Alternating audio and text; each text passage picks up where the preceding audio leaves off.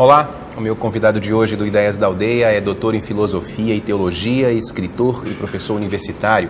Foi ordenado sacerdote pela Ordem dos Frades Menores, os franciscanos, e é um dos maiores expoentes brasileiros da Teologia da Libertação. No Ideias da Aldeia de hoje, Leonardo Boff. Leonardo, é um prazer recebê-lo no programa.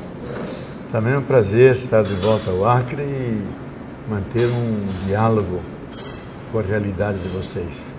Leonardo, você veio ao Acre dessa vez participar do projeto Sempre um Papo, e eu sei que a conversa girou em cima do tema ética e ecologia, desafios do século XXI. Esse é o grande tema desse século, Leonardo? Eu acho que o século XX foi o século dos direitos humanos, direitos individuais, sociais, das crianças, direitos dos povos, direitos dos idosos. E o século XXI vai ser o século dos direitos da terra, direitos dos animais, direitos das florestas, direitos da natureza, porque nós vivemos um tempo singular, que pela primeira vez nos damos conta dos limites da terra.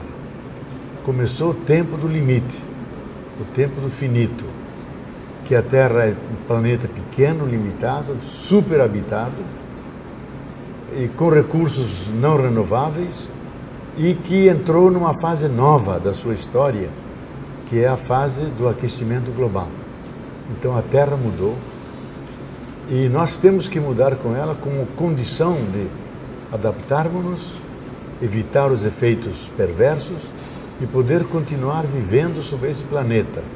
Então, o grande tema central vai ser salvar a vida, salvar o planeta Terra, manter a humanidade unida e ter uma ética mínima, isto é, um conjunto de relações que permite a convivência humana das distintas culturas e povos de uma maneira minimamente pacífica e negociando a forma mais humana, mais justa, para que todos possam ter uma vida minimamente satisfatória e minimamente decente. Então, o centro das questões é a humanidade e a terra e a ética como a maneira de tratar bem essas realidades. Então, diante de todo esse movimento tecnológico, quer dizer, essa concepção de que a Terra é pequena, o homem já pensando em outros espaços, em outros planetas, esse é um pensamento contrário a essa ideia de agora nós precisamos voltar para nossas raízes? Olha, eu acho que nós esquecemos a nossa verdadeira raiz, que é a terra. Porque homem vem de humus, e humus significa terra boa, terra fértil. Nós conhecemos o Adão da Bíblia, e esquecemos que Adam significa o filho, a filha da terra boa. Então as nossas raízes é a terra. Ocorre que nos últimos 4, 5 séculos, nós nos exilamos da terra, e nos colocamos em cima dela para dominá-la, explorá-la. Agora, como você bem disse, temos que voltar às nossas raízes, sentirmos-nos a própria terra, a terra que no momento avançado da sua evolução começou a sentir, começou a pensar, começou a amar, hoje começa a gritar e também começa a pedir cuidado e pedir socorro. Então o ser humano é essa terra que pensa, essa terra que ama, a terra que anda.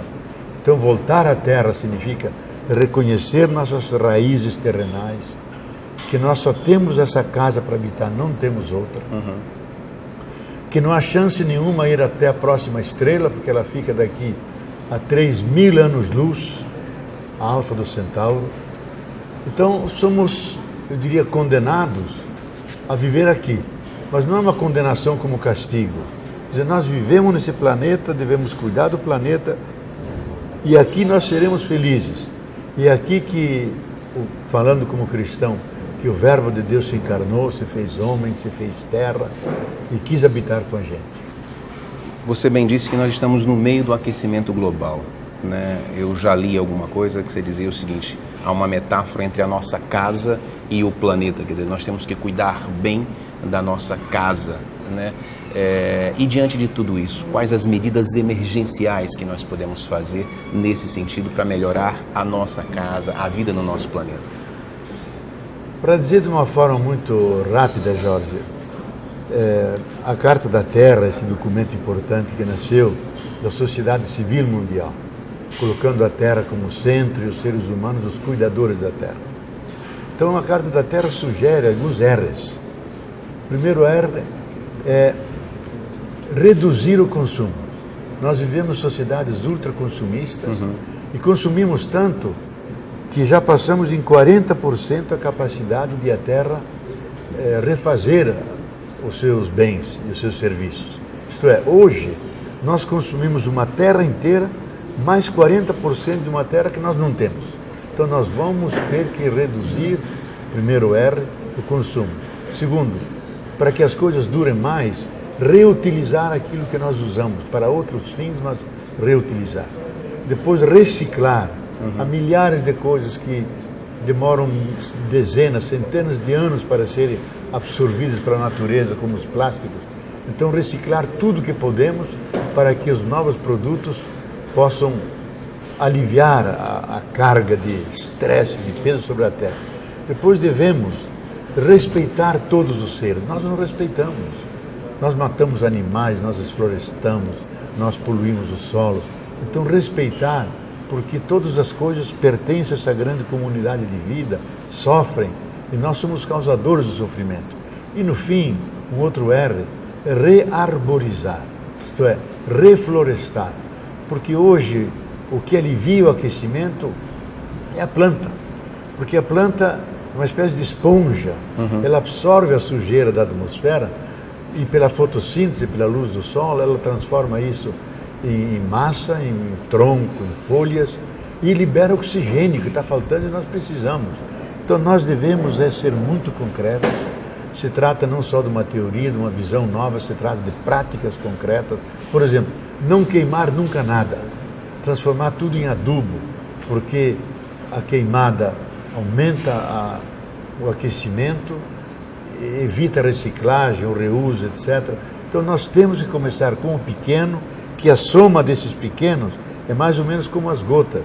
A gota é pequena, mas as muitas gotas dão uma grande chuva, que vocês conhecem aqui na Amazônia. Ouvindo você falar assim, enche de esperança, né? Porque algumas teorias dizem assim, olha, mesmo com todo o conhecimento, toda a tecnologia que temos hoje, algumas teorias não dá mais tempo. Dá tempo de retomar esse processo e salvar esse planeta, Leonardo? Olha, há dois modelos para pensar essa realidade. O modelo comum, que é da física comum, que vem de Galileu Galilei, e até hoje é dominante, que vê as coisas como estão aí, a sua evolução. E essa é a visão da física clássica. Agora tem a microfísica, a física quântica, que não vê os objetos, vê as energias. E, na verdade, não existe matéria, copo, água. Tudo é energia em alto nível de condensação. E a característica dessa nova visão é que o universo é cheio de possibilidades, de virtualidade, que elas podem emergir.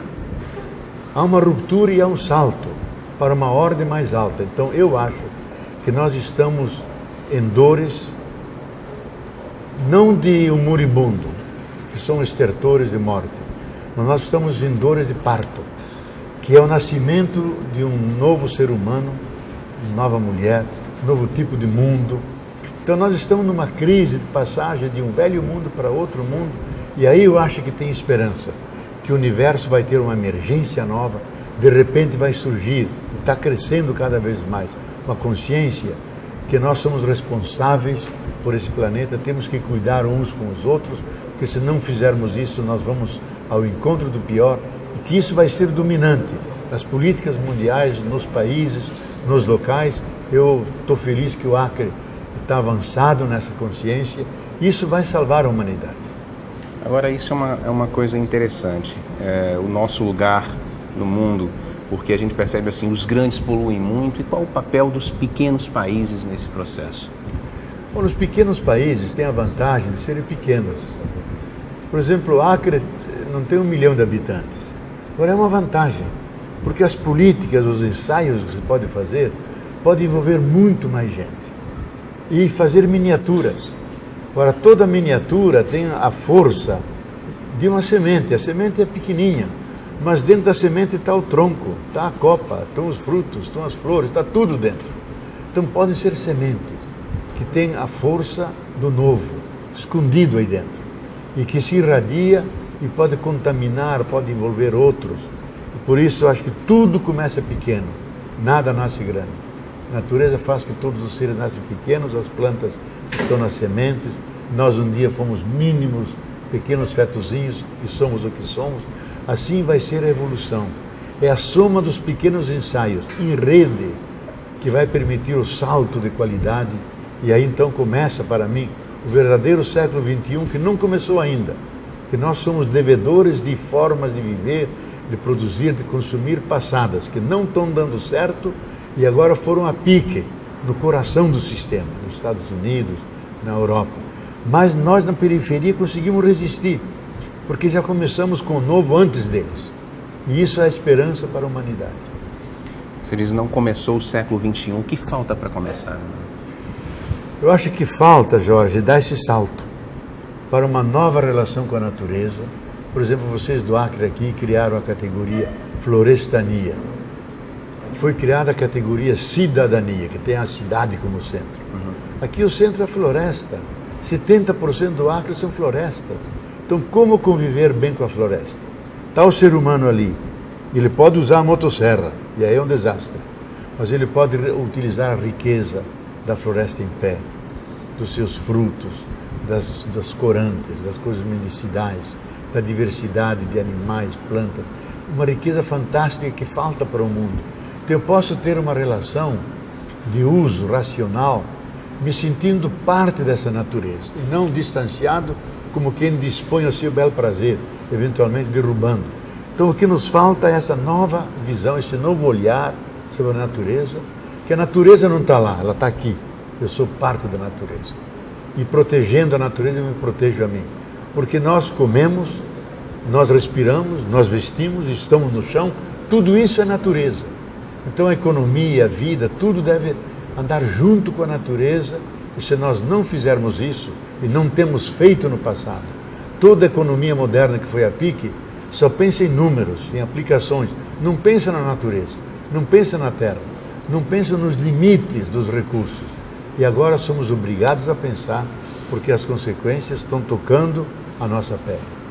Leonardo, nós vamos fazer um intervalo, mas vamos continuar a nossa conversa no próximo bloco. Muito bem. Não saia daí, o Ideias da Aldeia volta daqui a pouquinho.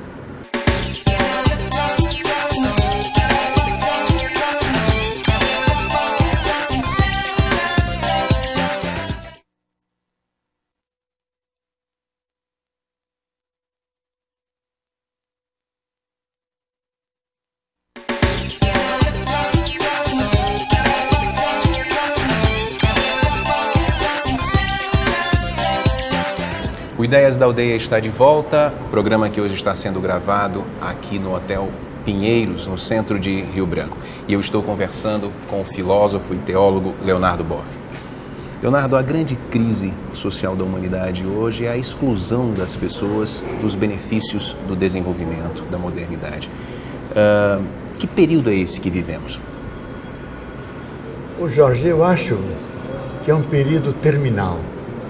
Porque nós vivemos um projeto que foi elaborado no século XVI, com as grandes descobertas de Portugal e Espanha, que é o projeto da dominação do mundo, da domesticação da natureza, com os grandes pensadores como Newton, Galileu Galilei, Francis Bacon, que criaram um método científico, e o propósito deles era dominar totalmente a natureza, mesmo devastando-a, conhecendo todos os seus segredos, suas leis, para benefício humano, para o enriquecimento, e enriquecimento apropriado, assumido por pequenas minorias de países e de classes, e excluindo as grandes maiorias, sem solidariedade com as gerações presentes e futuras. Então era um projeto que implicava devastação da natureza, uma exploração ilimitada. Hoje nós nos damos conta que um projeto ilimitado não é suportado por um planeta limitado como a Terra. Nós encostamos nos limites da Terra, os recursos são escassos, não renováveis, a humanidade cresceu enormemente pela nova medicina, Então nós temos que mudar de paradigma, isto é, temos que mudar do conjunto de relações com a natureza, com a produção, com o consumo, com as relações sociais, com os valores éticos, porque se nós prolongarmos esse projeto, ele é tão destrutivo que não só vai destruir a natureza, ele pode comprometer a própria espécie humana. Porque esse projeto que nos levou à Lua e trouxe de volta, ele simultaneamente criou uma máquina de morte, armas atômicas, nucleares, químicas, que podem destruir por 25 formas diferentes toda a humanidade, sem sobrar ninguém. Então, essa máquina está montada. Isso é absolutamente irracional. Então, nós temos que mudar se queremos viver. E aí, então, vem a alternativa que está sendo buscada hoje, que a Carta da Terra resume nessa expressão, um modo sustentável de viver. Não um desenvolvimento sustentável, uma maneira de se relacionar que todos os seres, mas não só nós seres humanos, que as plantas, os animais, todos os seres vivos possam conviver conosco, porque nós formamos a grande comunidade de vida e somos um elo dessa comunidade. Então o desafio do século XXI é encontrar esse modo sustentável de vida, onde todos possam consumir menos, isto é, ser mais com menos, porque esse é o grande desafio. Agora, essa distância entre ricos e pobres tem tudo a ver com a proposta da teologia da libertação, com aquela ideia da consciência do cristão despertada como agente, né, no trabalho de um mundo melhor, né, de uma sociedade mais justa. E aí me veio na cabeça agora aquela sua ideia de conscientização da pobreza. O que o senhor define? Como é que o senhor define isso? Olha, quem nos ajudou a entender isso foi o grande pedagogo, que é uma honra para o Brasil, Paulo Freire. Diz que o pobre que não sabe as razões de sua pobreza nunca vai sair da pobreza, porque ele precisa se conscientizar que essa pobreza não é querida por Deus, nem é feita pela natureza, ela é consequência de um tipo de sociedade que explora a sua força de trabalho pagando salários de miséria, que não permite que ele tenha casa, que eduque os filhos, tenha saúde. Então, as causas são sociais. É uma maneira de organizar a sociedade onde uma pequena porção tem todos os benefícios e as outras ficam marginalizadas. Veja como é a situação hoje. Os últimos dados que a ONU publicou, do ano passado para cá. Os 20% mais ricos do planeta consomem 80,2% de toda a riqueza da Terra. E os 20% mais pobres só consomem 1,8%. Então é uma injustiça clamorosa, essa sociedade é cruel e sem piedade, ela produz a pobreza. Então o pobre não é pobre, é um empobrecido, é um oprimido. E a teologia da libertação nasceu escutando o grito do oprimido, para que ele se conscientize, se organize com outros e ele faça a sua caminhada de libertação. Nós entramos como apoio. A Igreja do Acre fez isso, apoiou as comunidades de base, os seringueiros, o Chico Mendes, os ribeirinhos. Agora, eles são os sujeitos da sua libertação. E nós somos aqueles que ajudamos a pensar, nos apoiamos em suas causas. Esse processo tem como centro o próprio pobre. Por isso que a essência da teologia da libertação é opção pelos pobres contra a sua pobreza e a favor de sua vida e de sua libertação. Agora, na busca pela terra, a partir dessa conscientização da pobreza, diante de todos esses problemas que a gente está conversando aqui, inclusive sobre meio ambiente, essa é uma utopia possível? Eu acho que ela é uma utopia necessária, porque se nós não fixarmos as pessoas na terra, no solo, e esse para mim é o grande problema no Brasil não resolvido, não foi feita a reforma agrária, e o que ocorreu? As cidades todas incharam, se favelizaram, porque as pessoas não tinham mais condições de ficar no campo, de escola, de saúde, de vender os seus produtos. Então a reforma agrária é uma espécie de democratização da realidade, é fixar a pessoa no campo. E a pessoa do campo não vê a terra só como um instrumento de produção, vê a terra como mãe, protege, cuida. Ele se sente prolongado dentro da terra. Como diz Drummond, eu me sinto fundido da natureza, eu sou os ipês que florescem. O camponês tem essa experiência. Então, nós precisamos valorizar enormemente o ser humano junto com a terra, porque nós somos terra, e ele poder habitar nessa terra. E 60% de tudo que nós consumimos está nas nossas mesas, vem da agricultura familiar, da pequena agricultura. O grande agronegócio para negócio mesmo, para exportação. Então, isso, graças a Deus, o governo Lula tem dado muito apoio, o governo do Acre da mesma forma, e acho que a saída é esse diálogo, essa harmonia entre ser humano e terra, ele sentindo-se terra, habitando e fazendo frutífera a terra. Agora, Leonardo, você, há alguns anos atrás, teve muito problema com o Vaticano na defesa da teologia da libertação. Como é que está essa relação hoje e como é que está a igreja hoje diante dos movimentos sociais? Olha, quando nós teólogos sofremos vigilância e até punições, era o tempo da Guerra Fria. Então, divisão, comunismo, capitalismo. E eles viam toda a nossa luta com os pobres como uma coisa que abria espaço para o comunismo. Então, tinha que defender a população contra o comunismo. Essa foi uma leitura equivocada, porque o Marx não é nem pai nem padrinho da teologia da libertação. São os evangelhos, a prática de Jesus, a prática dos profetas. Então, tudo isso, depois que caiu o Muro de Berlim, a União Soviética foi a pique, o mundo se unificou, os argumentos desapareceram. Então, o Vaticano hoje vê com bons olhos até a teologia da libertação como forma de fazer justiça, realização dos direitos humanos dos pobres. A própria Igreja Universal assumiu a opção pelos pobres. E o Papa João Paulo II diz toda hora, essa teologia não é só útil, é necessária, onde há opressões. E a opção pelos pobres é dos cristãos da Igreja, não é só dos teólogos da libertação, não. Então, hoje nós vivemos uma fase tranquila, e eu diria o seguinte, que na Igreja há duas divisões. A Igreja Central Europeia, mais conservadora, mais institucional, não tem muita vida.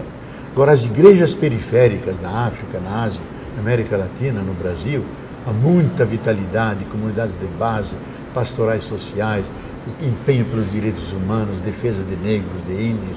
Então, há dois compassos, e eu acho que a voz dessas igrejas periféricas está ecoando cada vez mais lá no centro, e o nosso sonho é que daqui a pouco um Papa será um Papa do terceiro mundo, que vai entender o futuro da igreja dentro da globalização e não dentro do Ocidente só, porque o Ocidente cada vez mais é um acidente na história do mundo. E a igreja, na sua mensagem, não pode ser um acidente. Tem que ser uma proposta universal, boa para a humanidade, que ajude a espiritualizar as relações e que nos infunda esperança, que a fé cristã não é só boa para o céu, para o reino de Deus que está para além, mas é boa para criar uma sociedade justa, fraterna, onde podemos viver realmente como irmãos e irmãs. O Brasil ainda é o maior país católico, no entanto, a gente percebe uma grande diversidade de novas religiões que aparecem, que dialogam com a sociedade. Qual é o maior desafio hoje da Igreja Católica aqui no Brasil? Olha, eu acho que o maior desafio é ainda a pobreza. E essas igrejas crescem, medram, progridem, porque elas se dirigem às classes C e D, aqueles condenados da terra, sem esperança. Ninguém os escuta, nem o vereador, nem o prefeito, nem nada. E eles vão lá naquele centro e Deus os escuta. E eles ganham autoestima, se ajudam mutuamente. Então a igreja acho que tem que ir mais para as bases. O pobre tem que fazer uma opção pelo outro mais pobre. E como Dom Helder dizia, o mundo será melhor quando o pobre que padece se unir a outro pobre que padece. Se houver essa união, então não é a união dos fracos, porque um fraco mais um fraco não são dois fracos, é um forte, porque a união faz a força. Então o desafio da igreja é isso. E eu acho que deve respeitar que a gente pode viver o evangelho de muitas formas diferentes. Nós temos 4 livros evangélicos, Mateus, Lucas, São João e São Marcos. Então podem ter muitas igrejas. O importante é que a mensagem de Jesus vá avante, que as pessoas se iluminem com essa mensagem, melhorem suas famílias, sua vida. E isso é mais importante do que fazendo a polêmica, quem ganha mais, quem está melhor no mercado religioso. Acho que não. Tem que dizer como é que está o destino dos pobres, como é que o reino de Deus avança, avança por muitos caminhos. E onde ele avança, aí tem a mão de Deus. Leonardo, eu queria puxar a conversa um pouquinho aqui para o Acre. Eu sei que você tem uma relação de muitos anos com essa parte do Brasil. Queria que você contasse um pouquinho dessa sua trajetória e hoje aqui, com todas essas mudanças, esse novo Acre que se vive. Olha, eu acho que a grande figura que tem a minha idade, nós somos da mesma geração, era Dom Moacir Grec, bispo daqui. E durante 10 anos, um irmão meu, também da ordem do Dom Moacir, servita, Frei Clodovis, ele dava 6 meses de aula na PUC, 6 meses ficava aqui. Criou um cursinho de teologia, formou mais de 1000 agentes de pastoral de toda a parte amazônica. E eu mesmo, durante 10 anos, passava todo mês de janeiro e julho aqui, junto com o Frei Paulino, o Frei Heitor, o bispo Dom Moacir, subindo e descendo os rios, visitando com Chico Mendes, com a Marina, visitando os seringueiros. Então, me liguei muito a isso. E foi aqui que descobri que essa igreja criou lideranças. A gente não pode entender o Acre hoje sem entender Marina Silva, sem entender Jorge Viana, que foi 2 vezes governador, sem entender Tião Viana, e outros tantos líderes que passaram pelas igrejas. E para mim hoje, o Acre geograficamente é periferia, está no canto do Brasil. Mas em termos de política, de igreja, é centro. Porque aqui estão se fazendo experiências fantásticas na política, integrada com a florestania, com a floresta, uma igreja que ainda mantém o seu vigor nas bases. Então, é um lugar que eu venho com muito prazer para rever os amigos, ver que existe vida nas bases. Eu acho que essa igreja da base, para mim, vai ser a igreja do futuro. Uma igreja globalizada em todas as culturas, que nas bases dialoga com as culturas, com as diferenças e cria um movimento de Jesus, mais do que grandes instituições, um movimento de esperança, de sentido de vida.